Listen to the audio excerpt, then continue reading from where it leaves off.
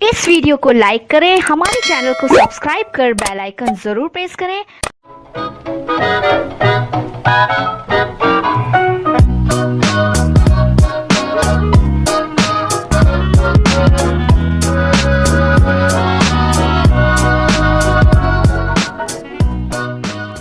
Hello दोस्तों, स्वागत है आप सभी का आपके अपने YouTube चैनल साईं श्रद्धा क्लासेस में।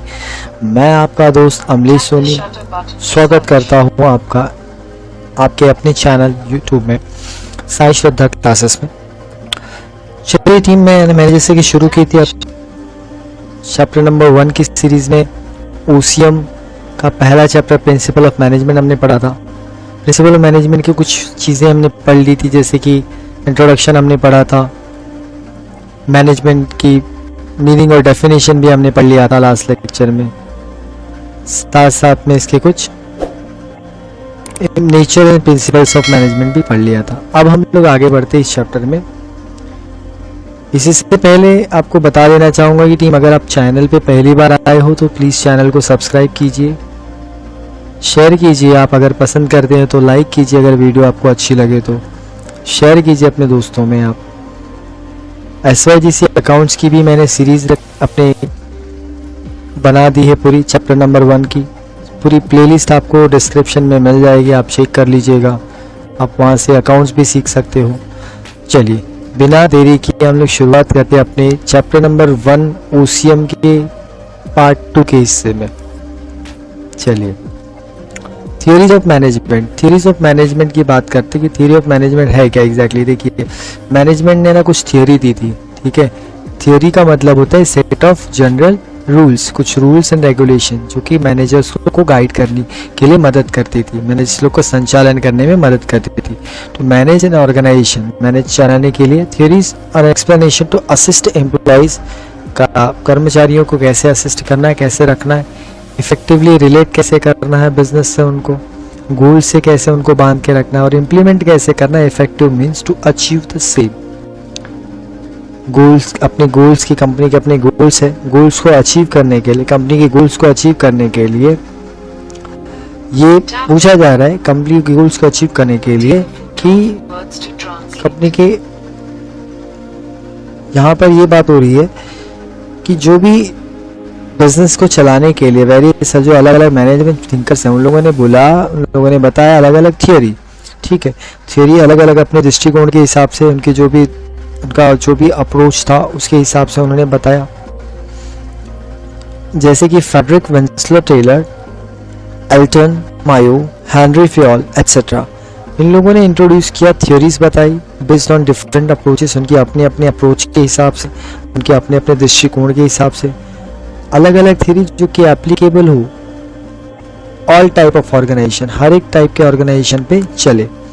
अप्रोप्रिएट करना, जिसमें मॉडिफिकेशन, हम बदलाव कर सके ज़रूरत के हिसाब। हर एक manager can use these fact theories, इस थियरी को मैनेजर यूज करता है by adding some innovative techniques, कुछ इनोवेटिव टेक्निक्स, कुछ अपनी तरफ से कुछ तरीके लाता है, नए स्ट्रेटजीज, कुछ अपनी स्ट्रेटजीज लगाता है।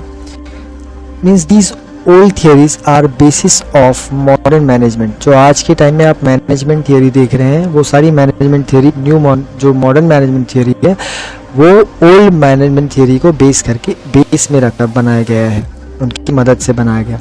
ऑर्गेनाइजेशंस का जो वर्कफोर्स होता है, कार्यबल और सोसाइटी अलग अलग तरीके की प्रॉब्लम को फेस करे, सब कॉमन प्रॉब्लम्स जो सभी को है, जैसे कि सेंट्रलाइजेशन, प्राधिकरण, केंद्रीकरण, स्ट्रेस, तनाव, लो मोटिवेशन, इन्वायरमेंटल इशू, पर्यावरण के मुद्दे, बिहेवियरल प्रॉब्लम, व्यवहार संबंधी समस्या, health problem, work life balance, काम और खुद की ज़िंदगी में बैलेंस कर पाना, अकाउंटेबिलिटी इशू, ये सारी की सारी प्रॉब्लम्स हर कोई फेस कर रहा है। तो थियोरी ऑफ मैनेजमेंट ने बताया, डिफाइन किया, providing the solution in such issues of the management people. तो उसने बताया कि भाई अगर ऐसा प्रॉब्लम है सभी को कुछ ना कुछ, तो उसको कैसे बैलेंस कैसे लेकर चलना है, वर्क लाइफ बैलेंस कैसे करना है, बिहेवियरल प्रॉब्लम को कैसे डील करना है, हेल्थ इश्यूज अगर है तो कैसे डील करना है। तो ये सारी चीज़ों को ध्यान में रखते हुए इसे बनाया गया, ठीक है। आगे चलते हैं हम लोग इसमें। बहुत ही आसान शब्दों में आपको समझ में आने वाला है ये, और आप आसानी से समझ सकते हैं। एक बार में आप नहीं समझे तो 2 से 3 बार इस वीडियो को देखिएगा, लूप में देखिएगा, आप पूरे चैप्टर को बेहतर तरीके से समझ पाएंगे।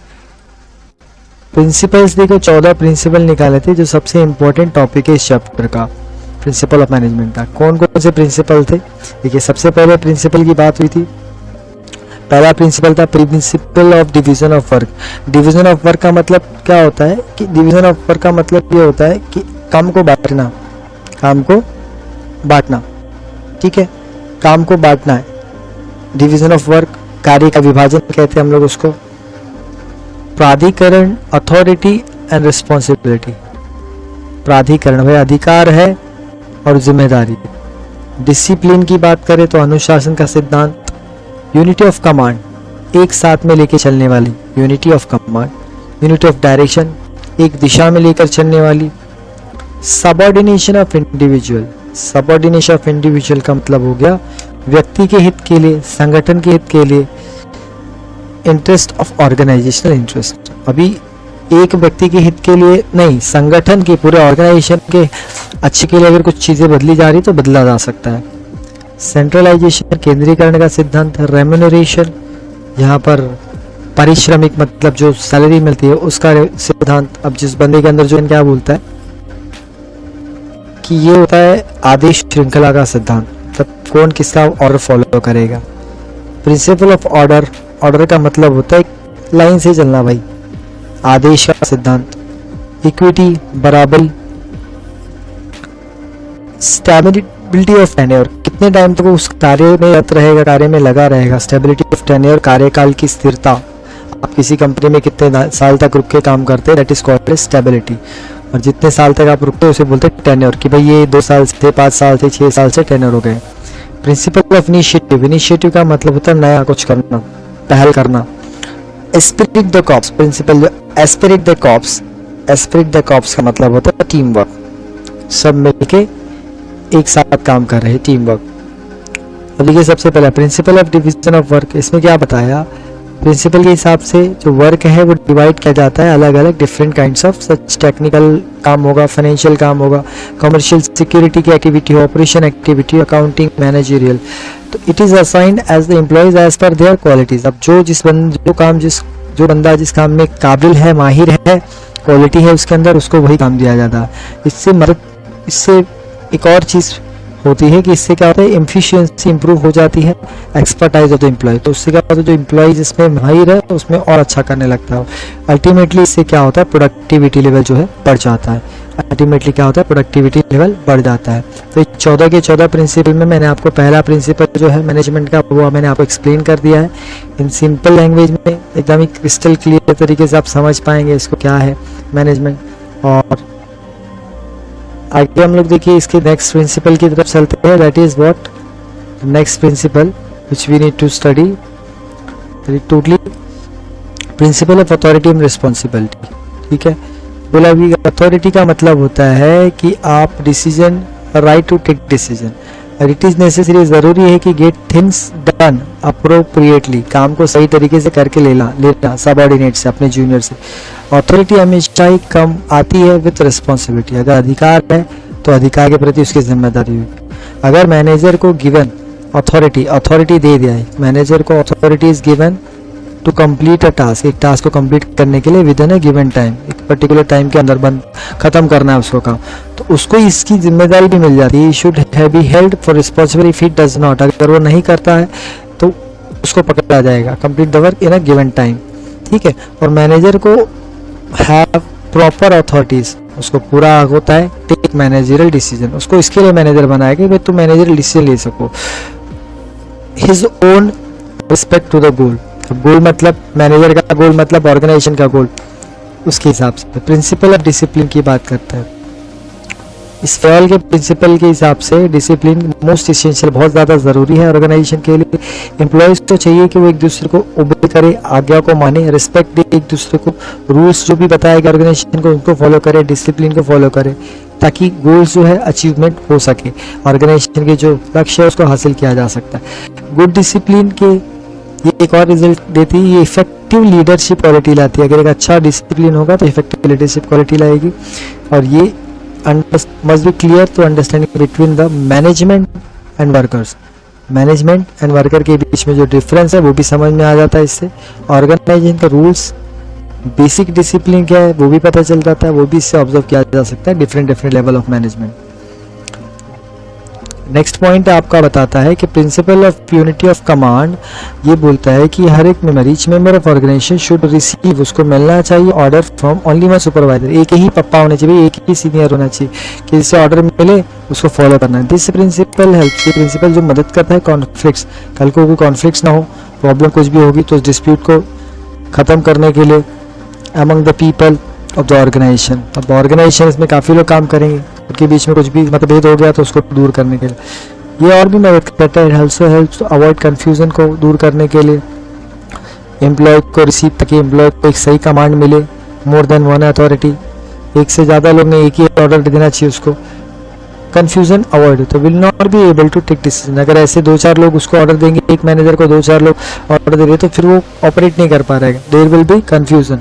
ओके, तो whose orders should be followed, ठीक है, this is the wrong approach. Organisation के लिए क्या चाहिए कि हायरार्की फॉलो होनी चाहिए, हायरार्की, ठीक है, एक लेवल होता है, इस लेवल के हिसाब से चलती है सारी चीज़ें। शुड बी वेल डिफाइंड, सही तरीके से। ईच एम्प्लॉय को चाहिए कि वो अपने इमीडिएट सुपरवाइजर को रिपोर्ट करे, ठीक है, इमीडिएट सुपरवाइजर को। Should receive orders from him daily, और वही इमीडिएट सुपरवाइजर उसको रोज का डेली ऑर्डर देगा। देखिए राइट अप्रोच में कैसा, एक सुपरवाइजर है, इसके नीचे 3 लोग काम कर रहे हैं एक ही टीम में, ठीक है। अब ये 2 सुपरवाइजर है, दोनों के दोनों सुपरवाइजर मिलके ये तीनों से काम करा के ले रहे, ठीक है। तो आप समझ रहे हो, तो अभी ये किसका सुने बेचारा, सीनियर, ये तो जूनियर है, तो सुनेगा किसका, तो उसको इस हिसाब से फॉलो करना पड़ता है, ठीक है। सुपीरियर सबॉर्डिनेट का मतलब होता है जूनियर, ठीक है। सुपीरियर मतलब आप सीनियर लेवल पे हो और कोई नया बंदा है जो आपके ही फॉर्म में, आपके ही लेवल में, आपके जॉब रोल में लगा हुआ है, लेकिन वो अभी लगा है, जस्ट रिसेंटली लगा है, और आप टेन्योर हो गए हो, काफ़ी साल से काम कर रहे हो, 4 साल से, तो आप क्या हो गए, सीनियर हो गए। तो ये इस तरीके से हो गया इसका टोटल। आपने 4 प्रिंसिपल समझ लिए, बहुत ही आसान भाषा में है ये सारों के चारों प्रिंसिपल, कोई भी दिक्कत आपको नहीं आएगी आगे। चलिए नेक्स्ट हम लोग मूव करते हैं। प्रिंसिपल ऑफ स्केलर चेन, ये देखिए प्रिंसिपल ऑफ स्केलर चेन क्या है। स्केलर चेन का जो प्रिंसिपल बोलता है कि यहाँ पर it means hierarchy of authority, hierarchy जो अथॉरिटी का जो हायरार्की है, वो टॉप लेवल से लोअर लेवल के लिए होती है, ऊपर से नीचे की तरफ, ठीक है। पर्पस ऑफ कम्युनिकेशन, ठीक है, helps to ensure the orderly flow, कोई भी ऑर्डर आएगा तो ऊपर से आएगा, इन्फॉर्मेशन कोई भी आएगी, कम्युनिकेशन कोई भी आएगा तो ऊपर से आएगा, ट्रेडिशनल तरीके से, ठीक है। ऑर्गेनाइजेशन यूज टू फ्रेम का ये होता है कि वो बनाते एक लार्ज स्केलर चैन बनाते हैं, हर एक ऑर्गेनाइजेशन में यूज होता है scalar chain, which is time consume, जिससे क्या होता है कि टाइम ज़्यादा वेस्ट होता है। तो इसके फॉर एग्जाम्पल जैसे कि जनरल मैनेजर को इन्फॉर्म करता है द डिसीजंस, अपने डिसीजंस को टू रिस्पेक्टिव फंक्शनल मैनेजर, ठीक है। देन फंक्शनल मैनेजर क्या करता है, वो बात को पास करता है सुपरवाइजर को, सुपरवाइजर इन्फॉर्म करता है फोरमैन को, कर्मचारी को, एंड सो ऑन। तो ये लेवल ऑफ अथॉरिटी के हिसाब से जो जिसके जिम्मेदार है उसको वही काम करना है।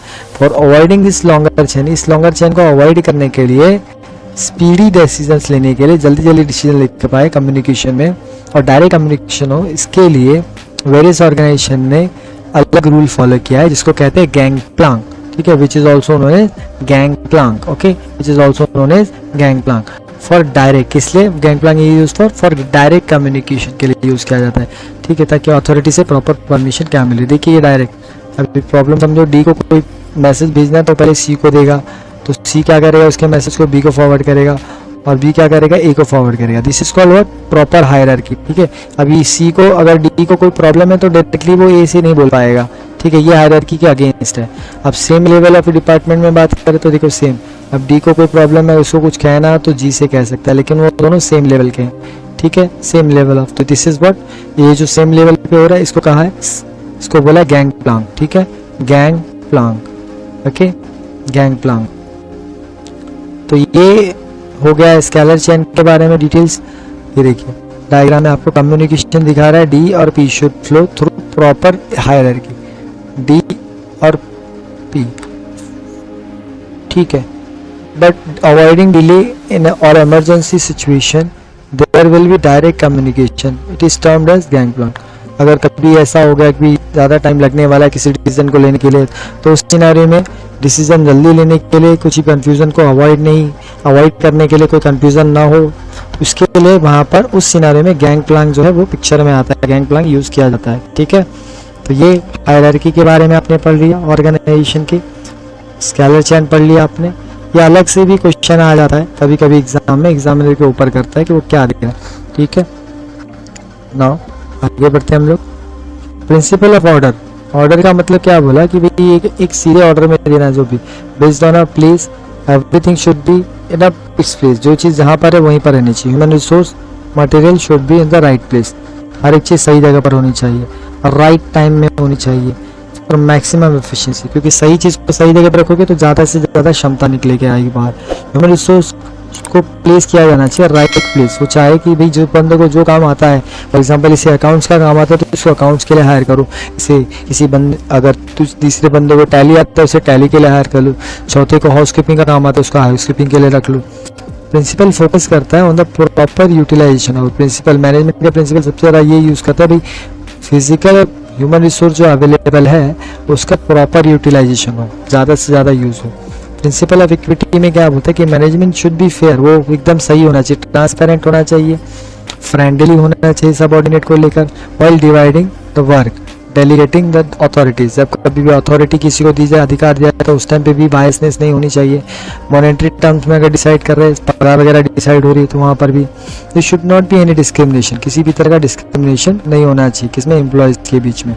ठीक है, जो भी सजेस्टेड रेम्युनरेशन होगी, जो भी सैलरी डिसाइड होगी, should not depend on the department पे नहीं डिपेंड करती, but at the level on which subordinate are working, बल्कि सबऑर्डिनेट कौन से लेवल पे काम कर रहा है उसके बेसिस पे उसकी सैलरी कम या ज़्यादा डिटरमाइन की जाती है। ठीक है, अब IT head, IT manager, IT का एक एम्प्लॉय, तीनों में फ़र्क है। ऑलराइट, अब आईटी मैनेजर अलग हो गया, आईटी हेड अलग हो गया, और आईटी फील्ड में काम करने वाला एक एम्प्लॉय अलग हो गया, तो तीनों की अलग अलग लेवल है, तीनों अलग अलग लेवल पे काम कर रहे हैं, तो इस तरीके से होता है। ऑलराइट, चलिए तो अभी हम लोग नेक्स्ट मूव करते हैं। यहाँ पर काफ़ी आप समझ पा रहे होंगे, फ्रेडरिक विंसलर टेलर, इनके बारे में भी सुन लो भाई, ये भी बहुत पहुँचे हुए थे, ये भी फिलोसोफर थे, ये भी इन्होंने भी काफ़ी कुछ लिखा था, थ्योरीज लाया था। इनका नाम ध्यान में रखना, Frederick Winslow Taylor, scientific management. Taylor 1856 में आए थे और 1950 में इनका जाने का समय हो गया था। ही इज़ एन अमेरिकन जिसने स्टार्ट किया था career as a machinist Midvale as में, मिडवेल स्टील वर्क में, जो कि फिलाडेल्फिया में है। Gradually through this hard work, उन्होंने बहुत हार्ड वर्क किया और प्रोग्रेस किया और रोज टू द पोजीशन, कहाँ तक आ गए, चीफ इंजीनियर बन गए। ठीक है, चीफ इंजीनियर बनना आसान काम तो है नहीं, बन गए। उन्होंने ऑब्जर्वेशंस लाए, ठीक है, हिज ऑब्जर्वेशन एंड एक्सपेरिमेंट्स, उन्होंने अपने खुद के एक्सपेरिमेंट्स लाए, ऑब्जर्वेशंस लाए बेस्ड ऑन साइंटिफिक डेटा, जो साइंटिफिक डेटा है उसके बेसिस पे।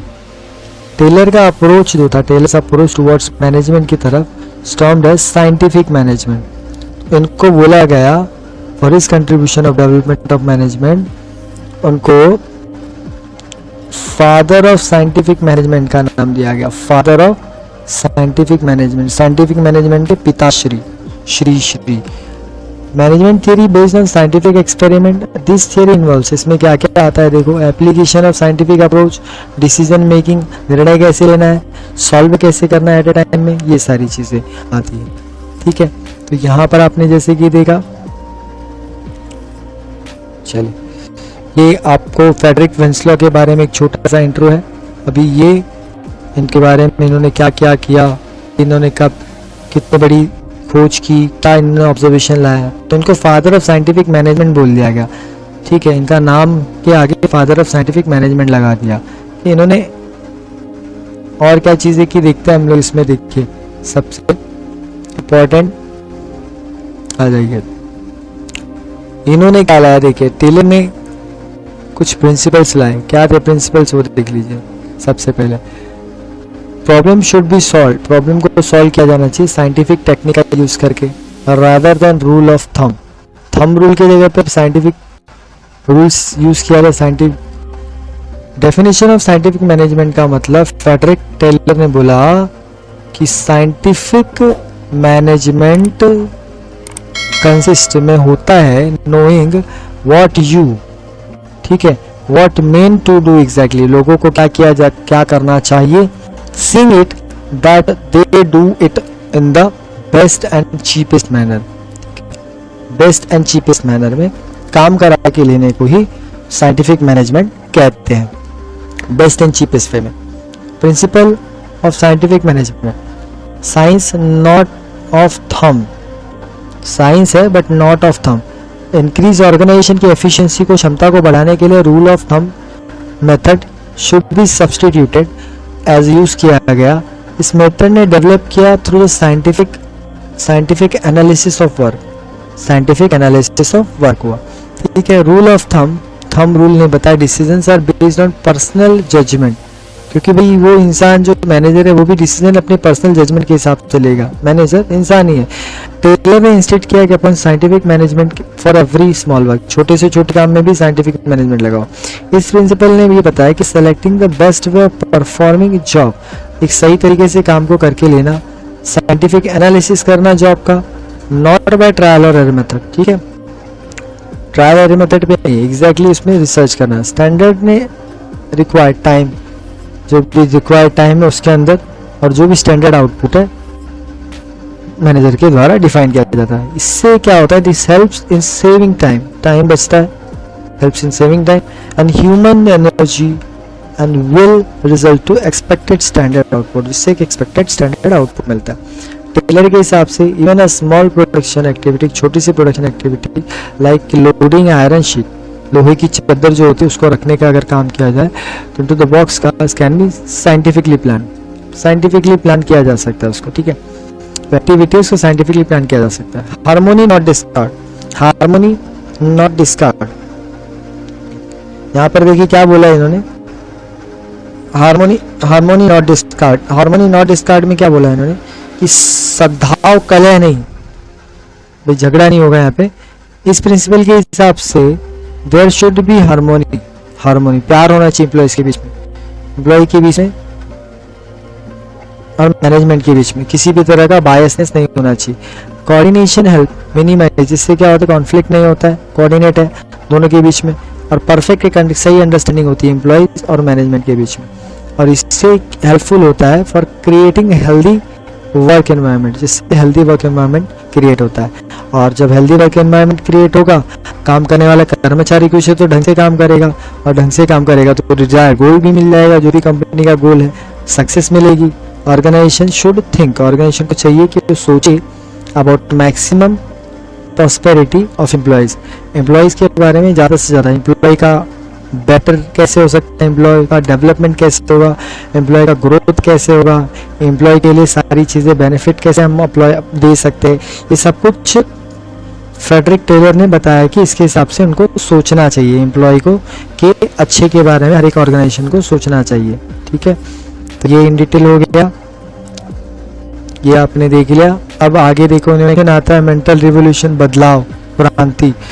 टेलर ने इंट्रोड्यूस किया concept of mental revolution, mental revolution से एक कॉन्सेप्ट लाया इन्होंने, इसमें उन्होंने फोकस किया changes in attitude of employees, employee और मैनेजमेंट का जो एटीट्यूड है ईच अदर, एक दूसरे को लेकर, वो दोनों को चाहिए कि रियलाइज देयर इक्वल इंपॉर्टेंस, दोनों एक दूसरे के लिए ज़रूरी है, दोनों फर्म के लिए इक्वल इंपॉर्टेंस है, ऐसा नहीं कि ये बड़ा और ये छोटा, ठीक है।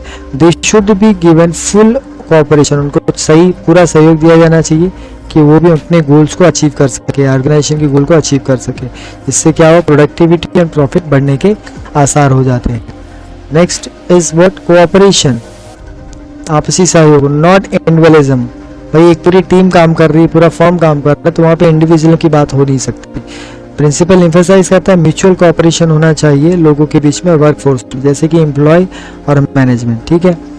ड्यू टू कोऑपरेशन के ट्रस्ट, टीम स्पिरिट, ये सारी चीज़ें आ जाती है, विश्वास बनता है, टीम स्पिरिट आती है, और इंटरनल जो कंपटीशन है will turn into healthy working environment. Internal competition में ये अच्छा नहीं, ये ज़्यादा कर लिया, मैंने कम किया, वो actually healthy working environment create कर देता है, बायसनेस नहीं लाता।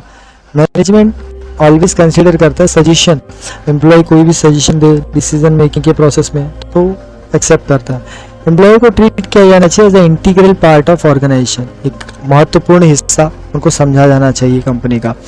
Eight all the time employee should resist themselves for going on strikes, कभी कभी एम्प्लॉयज हड़ताल पे चले जाते हैं क्योंकि कोई उनकी अननेसेसरी डिमांड्स होती है फ्रॉम द मैनेजमेंट, तो दे शुड ट्रीट, क्योंकि क्या होता है मैनेजमेंट उनको वो करने पर मजबूर कर देता है कि वो मांगे अपने हक का। मैनेजमेंट को चाहिए कि वो एम्प्लॉय को खुश रखे, क्योंकि एम्प्लॉय है तो मैनेजमेंट है तो फॉर्म है, ठीक है। They should treat each other to pillars of organisation, but अब वैसे बिना एम्प्लॉय के तो ऑर्गेनाइजेशन खड़ी नहीं रह सकती। डिवीजन ऑफ रिस्पॉन्सिबिलिटी, भाई अधिकार को भी बांट दिया गया है। Division of work should be accompanied with the division of responsibility, जिम्मेदारी बांट दो, काम बांट दो मैनेजर और एम्प्लॉय के बीच में। Major planning is done by top और मिडिल लेवल का जो मैनेजर होते हैं वो लोग प्लानिंग करते हैं, ठीक है, और वो लोग उस प्लानिंग को authorities where the employees are concentrating on its execution, और एग्जीक्यूशन कहाँ पर होता है, लोअर लेवल में होता है, ठीक है। The reporting is done as per the instruction, इस इंस्ट्रक्शन के हिसाब से जो भी सुपीरियर्स है और जो भी मैनेजर्स है शुड ऑलवेज हेल्प, वो उनको चाहिए कि वो मदद करे, इनकरेज करे, गाइड करे, ठीक है, दिशा निर्देश करे एम्प्लॉय को, ठीक है, उनकी बेस्ट परफॉर्मेंस पर उनको अप्रिशिएशन दे manager as well as employee, ठीक है। यहाँ तक हो गई ये बात क्लियर। अब सबसे last but not the least last point of this chapter, OCM chapter number 1 part 2 में आपका ये चैप्टर पूरी तरीके से खत्म हो रहा है। Last point, last but not the least, अब इसके बाद टीम आपको ओसीएम के और भी चैप्टर्स की वीडियोस मिलती रहेंगी। आप मेरे चैनल के साथ, हमारे इस चैनल के साथ जुड़े रहिए, वीडियो को शेयर कीजिए, पहले देखिए, पसंद आया तो लाइक ज़रूर कीजिए, शेयर कीजिए, लोगों में बांटिए, चैनल को सब्सक्राइब कीजिए और हमें आगे बढ़ते रहने दीजिए, आपका मोटिवेशन दीजिए।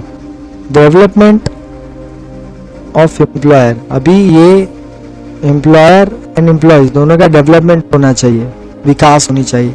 Greater efficiency of maximum prosperity, best performance अगर कोई भी ऑर्गेनाइजेशन देगी, always depends on the skill and capabilities of its employees. Employees कितना अच्छा काम कर रहे हैं उसके ऊपर उसका परफॉर्मेंस होता है ग्रेट एक्सटेंट।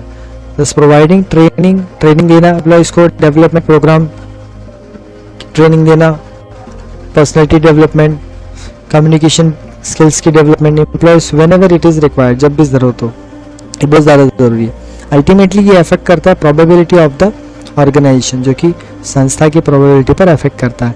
ईच एम्प्लॉय, हर एक एम्प्लॉय को प्रॉपर अपॉर्चुनिटी, एक सही मौका दिया जाना चाहिए टू अटेन ग्रेटर एफिशिएंसी, ताकि वो सही ढंग से मैक्सिमम प्रॉस्पेरिटी, ताकि वो सही ढंग से गोल्स को अचीव करने में, ऑर्गेनाइजेशन गोल्स को अचीव करने में अपना पूरा योगदान दे पाए, 200% दे पाए। तो आज के लिए इस लेक्चर में टीम इतना ही। मैंने आपको इस SYGC OCM chapter 1 principle of management की जितनी भी बारीकियाँ थी बहुत अच्छी तरीके से मैंने आपको समझा दिया इन डिटेल। अब आप इसको अगर इस बार एक बार में नहीं समझ पाते इसको, तो आप 3 बार देखिए, 4 बार देखिए, वीडियो को लूप में देखिए, आप ज़रूर समझेंगे, ठीक है। तो मिलते हैं नेक्स्ट चैप्टर के साथ, नेक्स्ट वीडियो के साथ, नेक्स्ट टाइम। तब तक के लिए आप अपना ख्याल रखिए, खुश रहिए और हमसे जुड़े रहिए।